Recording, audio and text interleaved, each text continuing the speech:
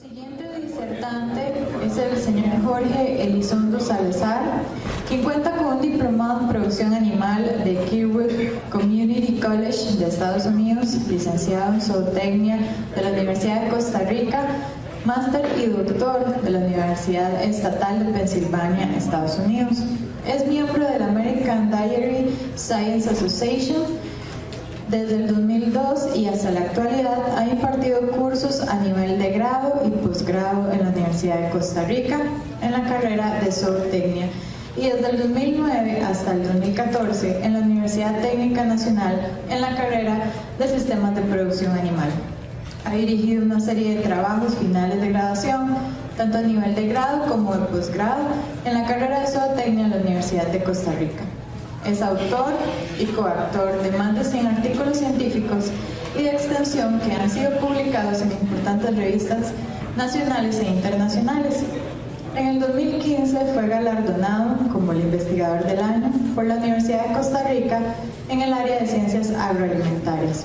Ha participado en un número importante de eventos nacionales e internacionales donde ha presentado trabajos referentes a las investigaciones que ha llevado a cabo. También ha ofrecido una serie importante de cursos de extensión a productores pecuarios. Actualmente es el profesor de la Estación Experimental Alfredo Boremata de la Universidad de Costa Rica. Démosle una bienvenida a don Jorge.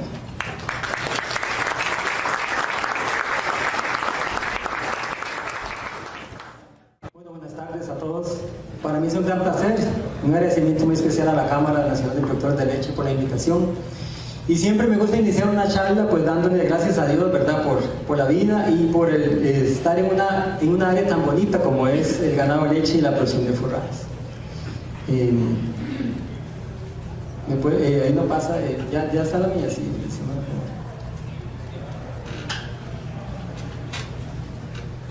¿Está? No, pero yo creo que aún está la charla. ¿Sí? Gracias. Bueno, entonces se tituló, claro, el ABC de los forrajes, indicando, claro, que vamos a hablar de cosas sencillas, ¿verdad? Cosas básicas para que el productor pues pueda mejorar, ¿verdad? La producción de forrajes y por ende pues mejorar la producción de leche. Entonces, claro, el título en realidad vendría a ser algo como factores a considerar para maximizar la calidad de los forrajes. Y básicamente pues eso es lo que queremos hablar el día de hoy. Y bueno, entonces, claro, las explotaciones de leche son sistemas muy complejos, ¿verdad? Donde, claro, el productor tiene que tener una gran coordinación para lograr una productividad óptima. Y esto, claro, tiene una serie de cosas, una serie de factores que el productor tiene que tomar en cuenta. Entre algunas de esas, ¿cuáles? Administración financiera. El productor tiene que saber de economía un poco, ¿verdad? No necesariamente tuvo que haber llevado cursos, pero tiene que saber de manejo de finanzas.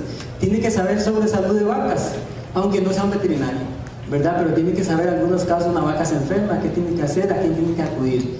Tiene que saber un poquito de nutrición, no soy nutricionista, pero tiene que aprender algunas cosas básicas sobre nutrición, igualmente de forrajes, de manejo de personal, entre muchas otras cosas que tiene que tomar en cuenta. En esta charla quiero enfocarme principalmente en dos cosas, un poquito de nutrición y un poquito de forrajes. ¿Para qué? Porque hemos visto, ¿verdad?, a lo largo del día que claro, que los forrajes son la fuente, o deberían ser la fuente, la base de la alimentación de nuestros animales. A veces pareciera que es lo contrario. Entonces, bueno, esa es la parte que queremos hablar el día de hoy. Entonces, claro, el ganado lechero tiene un potencial para producir leche. Y eso lo conocemos todos y hemos venido trabajando cómo mejorar esa parte de tener mejores animales. Ese potencial depende del ambiente. Y la nutrición es parte de ese ambiente, ¿verdad? No solamente son factores ambientales, ¿verdad?, lo que ya conocemos como clima, sino todos los factores ambientales que conllevan a eso. Y conocer esos principios que rigen la nutrición ayudará un poquito a alimentar mejor esos animales y obtener mejores rendimientos, que es al final de cuentas lo que nosotros queremos. Y por supuesto, al obtener mejores rendimientos podríamos tener mayor rendimiento económico, que eso es a fin de cuentas, ¿verdad?, lo que nosotros queremos en una explotación lechera. Y bueno, si vemos cuáles son los factores que afectan la producción de las vacas lecheras, son muchos. Podemos ver en la parte de medio ambiente, humedad, temperatura, temporales, el barro, en la parte de la ración, la composición química, el consumo, la forma física de esa ración, la relación forraje concentrado, humedad, entre algunos otros.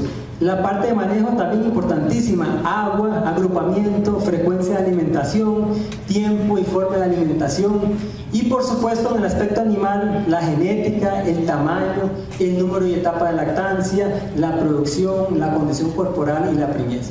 Entonces en realidad son muchos los factores, ¿verdad?, que tienen que ver con ¿qué? Con la producción de esas vacas. Y claro, vamos a ver que el forraje viene a ser una parte muy importante de esta parte de la ración que le vamos a dar a los animales. Entonces, bueno, ¿por qué alimentamos a los animales? Principalmente, bueno, porque queremos explotar al máximo su capacidad de producir. Inicialmente eso es lo que nosotros queremos cuando alimentamos a las vacas. Un animal bien alimentado es un animal sano. Y eso, claro, esto nos ayuda mucho cuando conversamos con gente que a veces no tiene relación con el sector y empiezan a criticarnos, ¿verdad? ¿Por qué maltratamos a los animales? Y eso, bueno, básicamente si nosotros tratamos bien a los animales, pues ese animal va a producir más, ¿verdad? Y eso es lo que queremos. Entonces también es una arma para nosotros defendernos contra a veces las críticas que tenemos. No queremos maltratar a los animales porque entonces producirían menos. Y un animal sano es un animal que produce más que un animal enfermo o un animal malnutrido. Y eso es lo que queremos, ¿verdad? Sentar un poquito de base de nutrición para nosotros alimentar mejor a los animales que tenemos en la finca. Y bueno, entonces, el concepto número uno que quiero inculcar en ustedes es la parte de nutriente o nutrimento. ¿Y eso qué es? Es la sustancia que necesita el cuerpo para realizar sus funciones vitales. Y ahorita, claro, no voy a dar una cátedra de nutrición porque duraríamos todo un semestre aquí, pero es cosas sencillas. Esos nutrientes están contenidos en los alimentos. En todo lo que el animal se come hay nutrientes. En algunos más concentrados que en otros, pero prácticamente están esos nutrientes. Algunos de esos nutrientes se necesitan en mayores cantidades que otros. Y eso es importante conocerlo. Todos son importantes, eso sí. Y la carencia de uno afecta el buen desempeño de otro. Y probablemente ustedes han visto mucho de este ejemplo, de este barril. Nosotros queremos llenar los requerimientos del animal, pero si hay un nutriente que está limitando, pues hasta ahí va a llegar la producción de ese animal. Entonces queremos que todos estén al mismo nivel para que el animal pueda producir todo lo que tiene el potencial para producir. Y bueno, el otro concepto que es materia seca. Nosotros queremos alimentar, o sea, que el animal consuma una cantidad adecuada de materia seca. Todo lo que el animal se come, no todo es materia seca, mucho de eso tiene agua. Entonces, cuando hablamos de los requerimientos del animal, podemos expresarlo de dos formas. Una es en base seca. Todo esto no incluye lo que es el agua, ¿verdad? No va al agua, entonces todo lo que es materia seca. El otro concepto es tal como ofrecido, donde ese, claro, sí incluye el agua. Entonces, por ejemplo, si vamos y cortamos un pasto, un forraje, pues ahí viene la parte que es el agua y la materia seca. Entonces es tal como ofrecido. Y claro, lo que queremos es que el animal consuma suficiente materia seca para que llene sus requerimientos de todos los nutrientes que están incluidos en esa materia seca. Entonces, bueno, si nosotros vemos esta figura o este gráfico, es bien sencillo. Cualquier alimento que el animal se coma va a estar constituido una parte de materia seca y una parte de agua. Por supuesto, esto va a variar mucho. Si por ejemplo hablamos de un heno, el heno pues va a tener mucha materia seca, poca agua. Pero si hablamos de un forraje fresco, un forraje verde, probablemente va a tener mucho más agua que materia seca. Pero lo que quiero es que poner énfasis es en esto, que en esta parte de la materia seca es donde están todos los nutrientes que yo quiero dar al animal. Minerales, proteínas, grasas, carbohidratos, vitaminas. ¿Qué tan concentrado está? Bueno, eso va a variar mucho dependiendo del alimento del que yo esté pensando, pero lo que quiero es que consideren que el agua, yo quisiera que el alimento tenga poca agua, que el agua que el animal necesita lo consuma en el bebedero, y todo lo que es lo demás pues en esa materia seca. Entonces, el otro término del que quiero hablarles es energía. Y energía es la unidad básica, la unidad básica de la energía es la caloría. Y la caloría es nada más aquel calor necesario para calentar o subir la temperatura del agua de 16.5 grados centígrados a 17,5. Eso es una caloría. 1000 calorías sería, una kilocaloría sería 1000 calorías. Una megacaloría sería 1.000.000 de calorías. Y en bovinos normalmente hablamos de megacalorías. Entonces puede que un animal, por ejemplo, solo para mantenimiento, o sea, para respirar y tratar, o sea, vivir, necesitaría más o menos de 8 a 10 megacalorías, dependiendo del peso de ese animal. Entonces, bueno, ese es el concepto que quisiera que supieran. Ahora, ¿cómo se determina esa energía en los alimentos? Suena muy sencillo y se los voy a explicar. Hay un aparato que se llama una bomba calorimétrica. Entonces, esta bomba calorimétrica pareciera como una olla de presión. Entonces, ¿qué es lo que pasa? Que se pone una muestra en este recipiente, que sería la bomba, tiene un sistema de emisión que lo que hace es que cuando la quema, y esa va a liberar calor. Ese calor va a calentar la temperatura de esta agua, hay un agitador aquí, y esa temperatura se va a medir. Entonces, ese sistema me va a decir cuántas calorías tiene eso. Normalmente todo lo que yo pueda combustionar, pues va a producir calor. Y eso es lo que conocemos como energía bruta. La energía bruta, claro, si yo tomo un alimento, si yo tomo pasto concentrado, cáscara de banano, cáscara de piña, cualquier cosa, yo la puedo secar y la puedo meter en una bomba calorimétrica para determinar cuál es la energía bruta que tiene ese alimento, ese ingrediente. Y entonces, claro, eso me daría a mí una base que sería esta energía bruta. Pero esa energía bruta, cuando el animal la consume, o sea, en ese alimento van a haber pérdidas. No todo lo que el animal se come es aprovechable al 100%. Entonces, de esa energía bruta que el animal se come, hay una parte que se va a perder en las heces, ¿verdad? Se va a perder, hay energía que se va en las heces. Y me va a quedar lo que se conoce como energía digestible. Después de esa energía digestible van a haber pérdidas también, siempre. Entonces, en la energía que se pierde en la orina y la energía que se pierde en los gases. Por ejemplo, cuando el animal eructa. Y cuando le quito esas energías que se pierden en gases y en orina, me va a quedar lo que se conoce como energía metabolizable. Después, esa energía metabolizable el animal la puede aprovechar, pero para aprovechar esa energía va a tener un incremento calórico, ¿verdad? Como cuando uno come, a veces uno come y dice, me calenté. Bueno, eso es lo que se conoce incremento calórico, y al final cuando restamos esto, va a quedar lo que se conoce como energía neta. Esta energía neta es lo que se va a utilizar para ganar peso, para producir leche. Y esta es la energía que en sí el animal va a aprovechar. Eso es como nosotros cuando tenemos un salario, decimos, bueno, ganamos tanto dinero, pero ese dinero me hacen rebajos. A final de cuentas, de todo lo que gano es una parte que me queda neto. Igualmente pasa con la energía. Y entonces, si pensamos un poquito en números, por decir algo, yo tengo un material, claro, esto va a variar mucho dependiendo del ingrediente que tenga, pero si yo tengo un material, por ejemplo, que tiene 4 megacalorías de energía bruta, eso sería el 100%, esas pérdidas me van generando que al final, igual, dependiendo del ingrediente, porque esto varía mucho, prácticamente del 100% solamente alrededor del 50 al 60% lo que se va a aprovechar como energía neta. Y esto es lo que el animal sí va a utilizar para producir leche o para ganar peso, ¿verdad? Entonces, energía neta de lactancia o energía neta de ganancia es normalmente lo que se habla en este sistema. Entonces, prácticamente esta es la energía que sí el animal aprovecha. Y ese es el concepto que yo quiero que ustedes conozcan, porque a veces tenemos materiales que podrían tener mucha energía bruta, pero la energía en realidad que el animal aprovecha en realidad viene a ser muy poca. Y bueno, entonces, para que tengan una idea nada más, una vaca más o menos podría requerir alrededor de 0,74 megacalorías de energía neta de lactancia para producir 1 litro de leche. Eso quiere decir que si yo tengo 1 kilogramo de alimento en base seca, como él decía, podría tener 1,6 megacalorías de energía neta de lactancia. Lo que indica que más o menos si yo le doy a una vaca 1 kilo de concentrado, ella podría más o menos andar alrededor de los 2 kilos en base, o sea, si le di en base seca, más o menos 2 kilos de leche.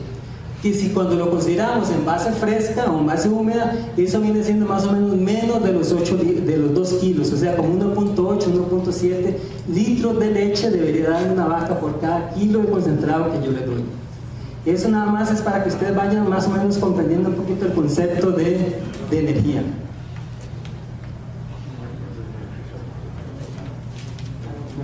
¿Algo está ahí? Esa es. Gracias. Bien, el otro concepto es el de proteína. Y la proteína es muy importante porque, bueno, está compuesta de aminoácidos, y esos aminoácidos son los que me van a ayudar para que el animal pueda depositar carne, ¿verdad? la carne está constituida principalmente de aminoácidos, entonces los aminoácidos me van a dar o sea, van a formar proteínas, que la mayoría de proteínas van a irse para la porción de carne o para la porción de leche. Entonces, a la proteína de la dieta se le conoce como proteína cruda. Y la proteína cruda es nada más la concentración de nitrógeno multiplicado por 6.25. Esto de la proteína cruda, que en alguna literatura se conoce como proteína bruta. Está compuesta de aminoácidos, como les decía, y claro, hay una parte que se llama proteína proveniente de nitrógeno no proteico, que no es en realidad proteína verdadera, pero que sí en los rumiantes puede ser aprovechada para producir proteína.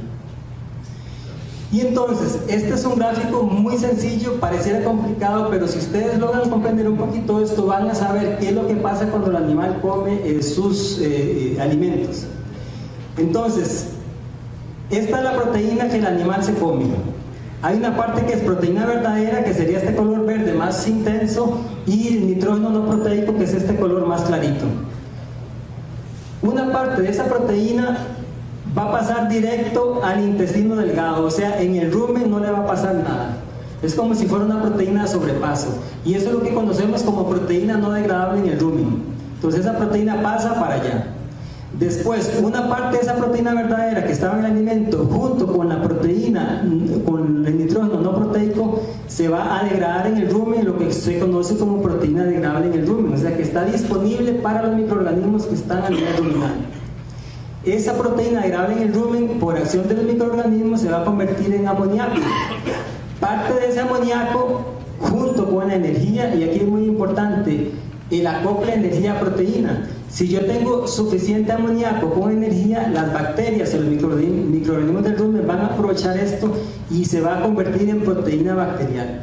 O sea, ellas se van a crecer y van a reproducirse. Después, esa proteína bacterial va a pasar a nivel intestinal, se van a convertir en aminoácidos, y ahí la vaca los puede absorber a nivel de intestino y los va a aprovechar para diferentes funciones. El amoníaco que no se aprovechó o que se produjo en exceso va a pasar al hígado. El amoníaco es tóxico, por eso a veces cuando damos urea, si no lo damos con miel o con alguna fuente rica en carbohidratos solubles, el animal se puede intoxicar. Entonces necesita una fuente de carbohidratos. ¿Para qué? Para que eso en el hígado, bueno, se aprovecha aquí. Cuando no, entonces eso tiene que convertirlo en urea, porque si ese amoníaco circula en la sangre en grandes concentraciones, entonces me va a intoxicar a la vaca. Entonces se va a convertir en urea, va a pasar a aminoácidos, y de ahí ahorita vemos qué pasa. Ese amoníaco también, que puede estar en exceso y aquí, puede recircular hacia la saliva o hacia el rumen, y otra vez continúa el ciclo. Luego, los aminoácidos que se produjeron a nivel de hígado, algunos pueden ir a la glándula mamaria, ¿verdad?, para producir la proteína de la leche, y los aminoácidos que se absorbieron aquí también pueden pasar a la sangre y pasan a la glándula mamaria, y se produce la caseína, que es la proteína que queremos en la leche. Algunos de los aminoácidos que no se absorbieron a nivel intestinal, pues van a pasar a las heces, ¿verdad?, o van a pasar en la orina.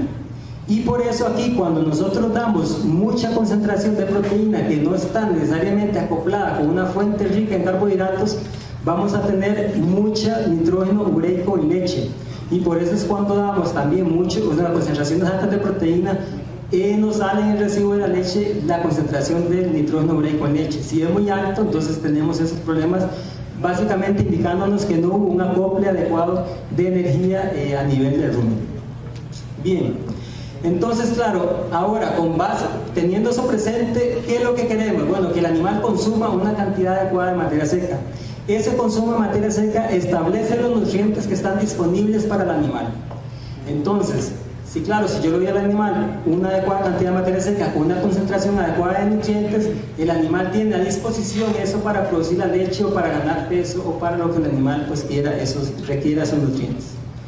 Y entonces, claro, ahora, ¿qué factores afectan el consumo de materia seca?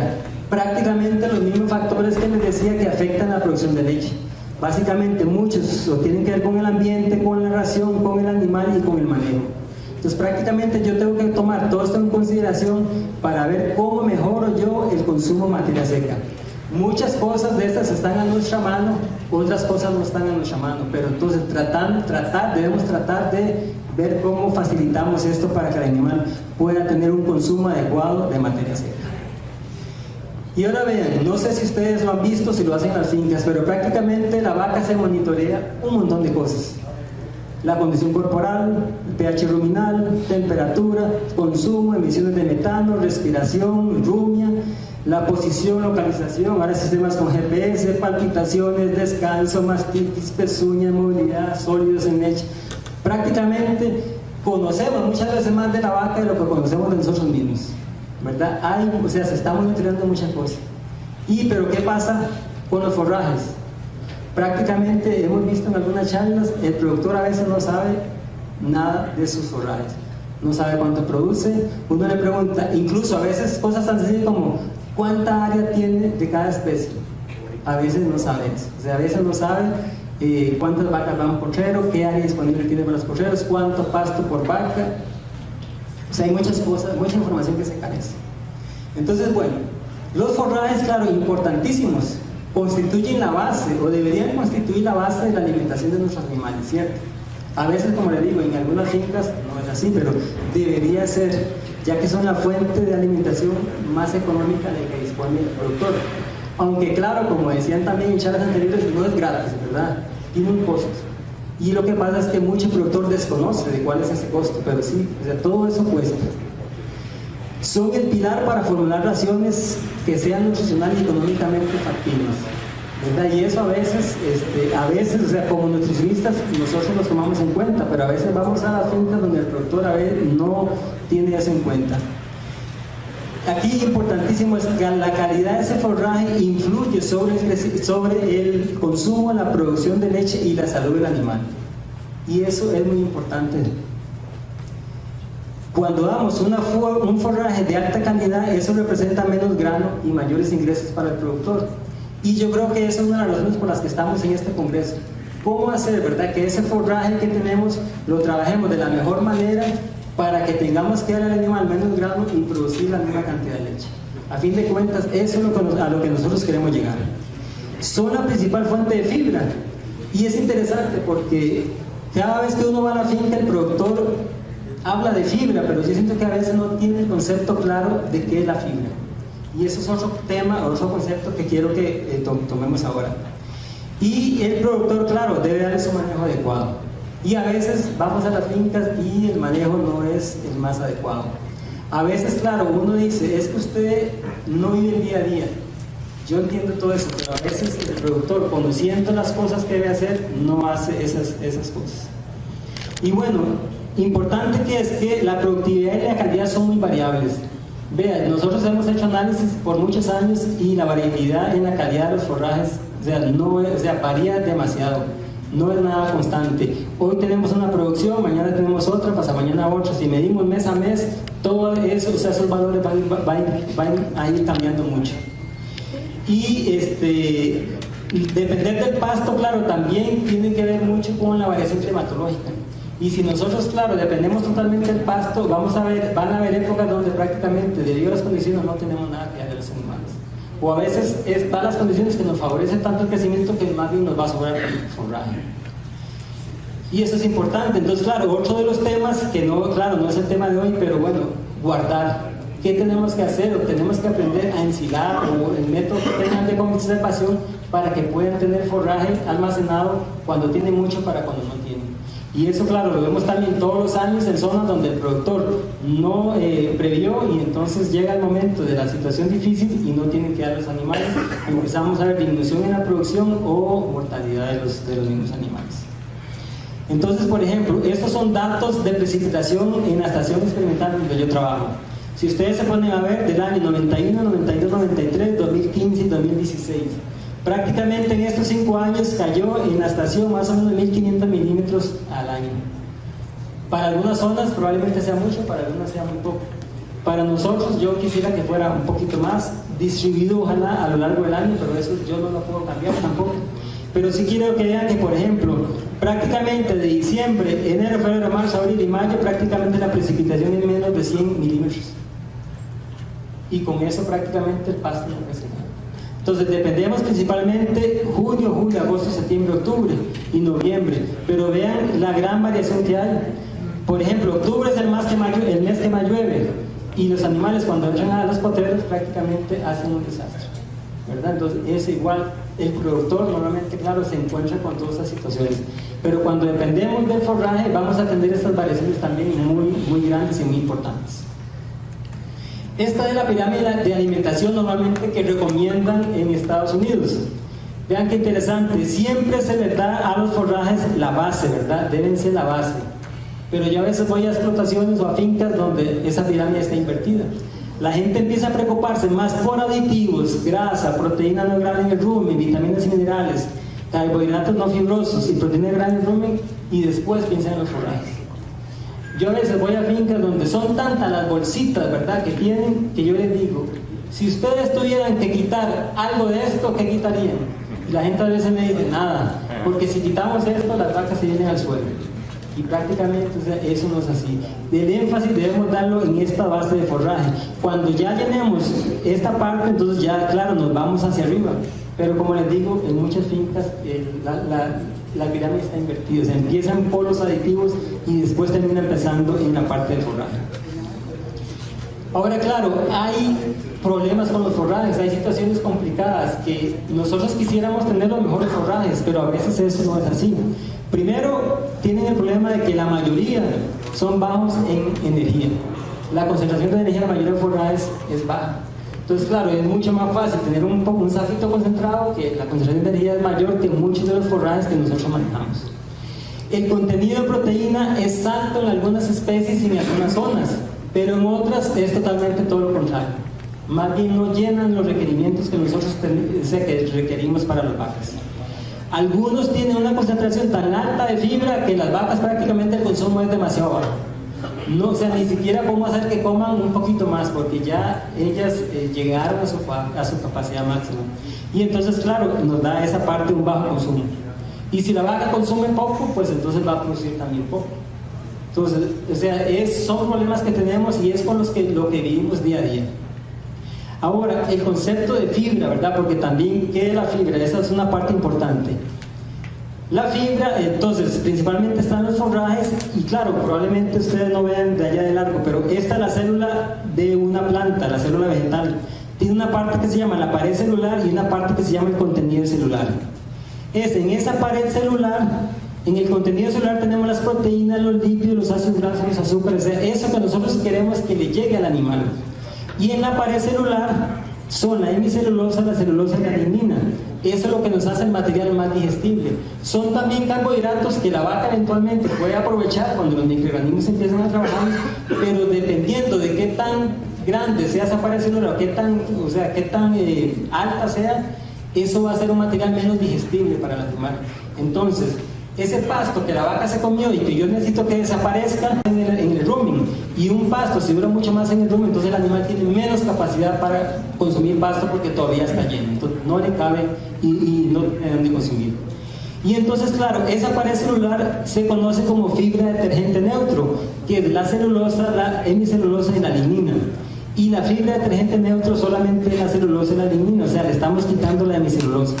Entonces, cuando hablamos de pared celular, estamos hablando de este compuesto, o sea, de la fibra detergente neutro, que prácticamente es lo que analizamos en el laboratorio. Si es muy alta, como les digo, el animal se va a llenar rápido, se llena, y ese pasto va a durar mucho para pasar el tracto digestivo, entonces el animal se va a sentir lleno y no va a tener capacidad para seguir comiendo. Yo lo que quisiera es que el animal pues siga comiendo, que coma un material que sea muy digestible para que le dé espacio y siga consumiendo el forraje que yo tengo en la finca. Entonces, igual, está el mismo concepto, esta de la pared celular, aquí en verde el contenido celular está aquí. Yo quisiera que la pared celular sea muy pequeña o de muy poca concentración y el contenido sea mucho mayor, que se aproveche, ¿verdad? Entonces, ¿qué tenemos que tomar en cuenta? Vean, la variedad con la que trabajemos va a ser una gran diferencia. Ahora, claro, depende de la zona donde esté. Hay zonas donde yo no puedo meter cualquier variedad, y eso, claro, lo he visto también en productores tratando de meter variedades que prácticamente no se dan en esa zona. Entonces eso acarrea un costo muy grande que a fin de cuentas le va a durar un año o qué sé yo, el tiempo muy corto, y no va a aprovechar como si lo hacen muchas especies que se adaptan bien a la zona. La edad de corte o de pastoreo es muy importante y este concepto a veces se nos olvida mucho. Y yo lo sé porque también donde yo trabajo a veces se pasan los forrajes y cada vez que un forraje se pasa de edad ya estamos perdiendo calidad. Estamos haciendo que el animal se llene de fibra, por decirlo de una forma, y no puede aprovechar los nutrientes que si tuviera una edad más corta. La relación hoja-tallo también es importantísima. A veces llego a fincas donde prácticamente lo que le están dando al animal es tallo. Y el tallo siempre es la parte de la planta que tiene la concentración menor de nutrientes, que es lo que yo quiero que el animal consuma. La concentración de fibra, ya hablamos un poco, y fertilización. Igual deberíamos estar fertilizando nuestras pasturas. A veces, claro, tenemos suelos muy ricos, pero hay fincas donde los suelos son realmente muy pobres. Y si no hay fertilizantes, si no hay nutrientes para que la planta se nutra, pues prácticamente la producción va a ser muy baja. Esto, por ejemplo, es un cuadro de algunas variedades de forrajes, de pastos que estudiamos hace un tiempo. Entonces vean que hay una gran variabilidad. Aquí tenemos el maíz, la estrella africana, el ticuyo y el ryegrass. Prácticamente, si ustedes se ponen a ver el contenido de materia seca, vean que es muy variable. El maíz, claro, dependiendo de la edad que se corte, casi 24%, la estrella también 24%, el ticuyo como un 17% y el ryegrass como un 16%. Igual esto va a variar mucho dependiendo de la edad, de la época del año, de la finca, o sea, del suelo donde esté. Pero son ejemplos nada más. Vean la proteína cruda, el maíz apenas un 7,5, alrededor de 8 tal vez, la estrella como un 13, el ticuyo como un 19 y el ryegrass como 19,5. Entonces claro, esto con la especie es la que hace esta diferencia. Igual la edad de corte, la fertilización, la época del año. Por ejemplo aquí fibra neutro, vean 63%, 65, 60, 54 ryegrass. Entonces esto va variando mucho. Y vean lo que es el contenido de energía, 1,21, 1,28, 1,45, 1,50. Entonces son valores bajos. Recuerden, un concentrado más o menos anda en como 1,6 megacalorías de energía de lactancia. Entonces, o sea, nos cuesta llegar a un nivel, y cuando el animal requiere suficiente energía, a veces el pasto que tenemos no se la puede dar, o sea, no es suficiente. Y por eso es que han oído ustedes que a base de pasto nosotros casi que no podríamos tener producciones mayores a 10 a 11 litros de leche. O sea, eso es muy difícil con las especies que tenemos nosotros. ¿Qué pasa cuando yo corto mi forraje a una edad tardía? Vean, este es igual el concepto que les decía de la pared celular. Cuando yo tengo el forraje a una madurez adecuada, pues prácticamente el contenido celular que tiene la energía de proteína es alto, la pared celular es delgadita. Pero conforme avanza la edad, esa pared celular se engrosa, por decirlo de alguna forma, y el contenido celular disminuye. O sea, perdí calidad en ese pasto. Entonces, el animal aquí me puede producir más que si le doy este pasto. Entonces, la edad de corte o la edad de cosecha influye mucho sobre el consumo que pueda tener el animal y sobre la producción que también pueda tener. Entonces la edad de cosecha se reduce drásticamente conforme avance la edad, pero vea, eso es rápido. A veces uno dice una semana no es tanto, pues en una semana vemos cambios muy importantes en esa calidad nutricional. Este, por ejemplo, es un estudio que hicieron compañeros en la estación experimental y me gusta enseñarlo. ¿Por qué? Porque son 5 especies de Penicetum purpureum, diferentes variedades, Taiwán, King Grass, Gigante, Enano, Camerún. Y lo que quiero es que vean cómo va cambiando la concentración de proteína conforme avanza la edad. Vean que, claro, hay diferencias entre variedad, pero vean, conforme avanza la edad, de los 70 a los 140 días, prácticamente estamos teniendo disminuciones alrededor del 17% de proteína aquí, y aquí estamos llegando prácticamente como a menos de 10, ¿verdad? Eso, o sea, la disminución es drástica. Entonces, si queríamos producir mucha leche o carne o el sistema que tengan, pues claro, la edad recomendada sería en este caso aquí y no tanto estar cortando ahí. Pero sin embargo, como les digo, a veces vamos a finca, el productor conoce estos conceptos, pero a veces cuesta ponerlos en práctica. La relación hoja-tallo también es importantísima. Yo quiero que mi forraje o la edad que yo voy a cosechar tenga mucho más hoja que tallo, pero a veces pasa totalmente todo lo contrario. Este, por ejemplo, es botón de oro, que ya muchos productores tienen en su finca y que está trabajando bastante. Vean qué interesante. Nosotros cosechamos, hicimos un ensayo en Bagaces, en Guanacaste, cosechamos a 45, a 60 días y a 75 días. Vean, por ejemplo, la concentración de proteína en la hoja. 29% a los 45 días, a los 60 días ya bajó a 28 y a los 75 días bajó prácticamente a 27. El tallo, por supuesto, tiene mucha menor concentración de proteína, por eso les decía, la concentración en hoja siempre es mejor. Entonces yo quiero aprovechar que el forraje tenga una relación hoja-tallo mucho mayor, y eso lo voy a hacer cuando tiene la adecuada. Entonces el tallo, vea, la concentración es mucho menor y también va bajando conforme aumenta la edad.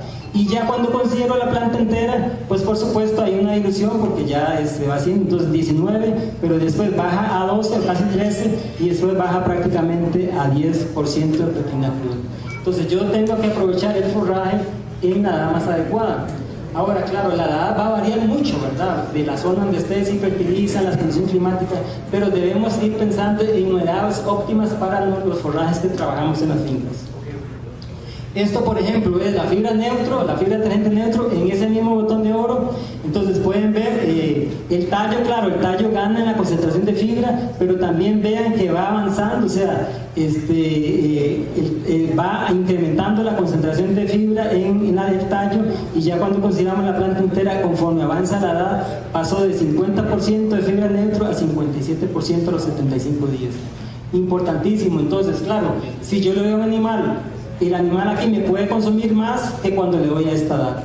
Entonces, muy importante ese aprovechamiento. La digestibilidad de esa fibra va a ser mucho más alta cuando está aquí que cuando está aquí. Y entonces, vean, a veces va uno a la finca y se encuentra situaciones como estas. Este es un maíz, pero vean, prácticamente, claro, cuando esperan a que esté la mazorca, eso va a ser mucho tallo. La relación hoja-tallo va a ser muy baja. Y como les decía, pues uno se quiere una relación hoja-tallo alta.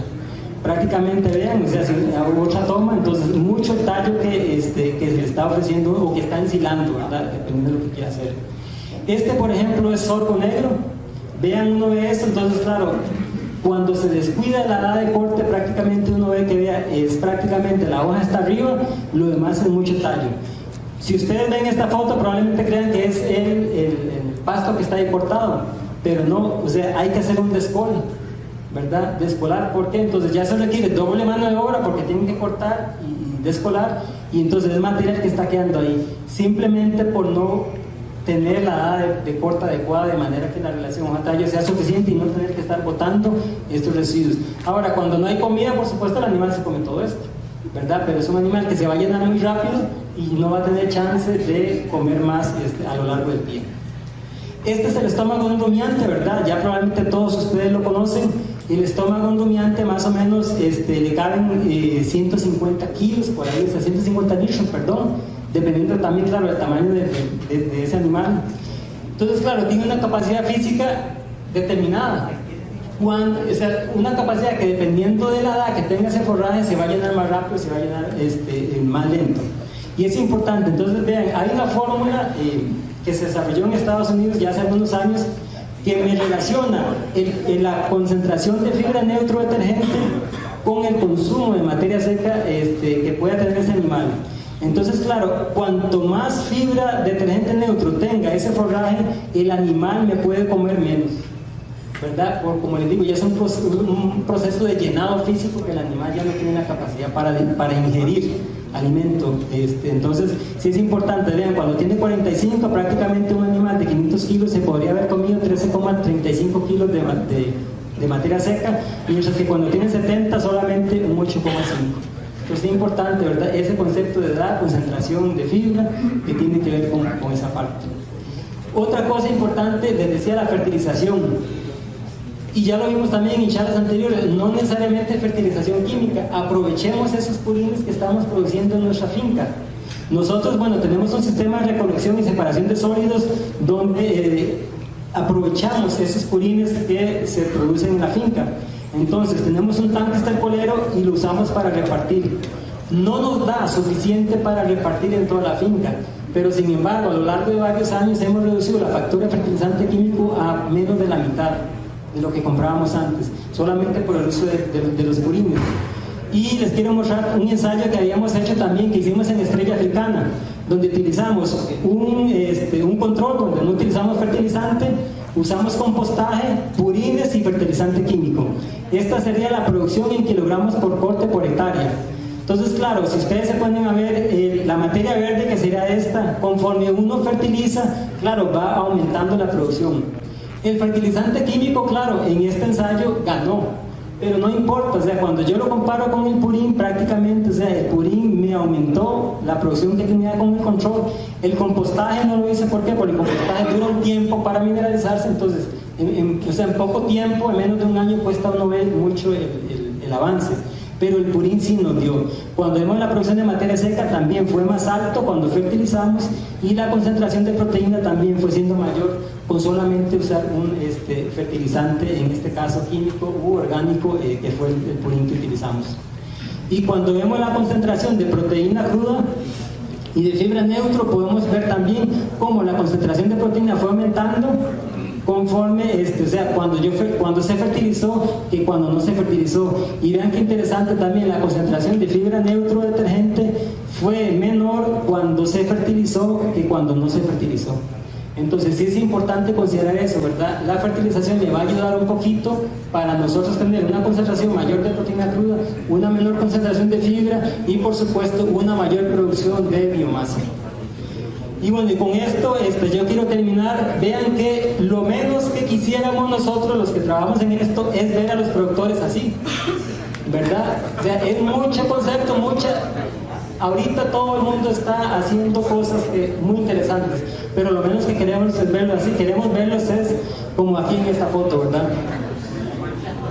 Y entonces con esto pues espero haber aclarado algunas cosas, algunas dudas que pueden tener.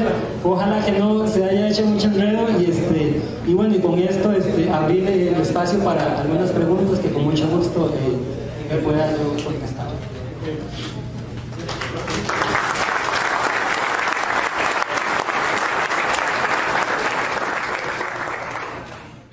¿Listos? Bueno, muchísimas gracias a todos.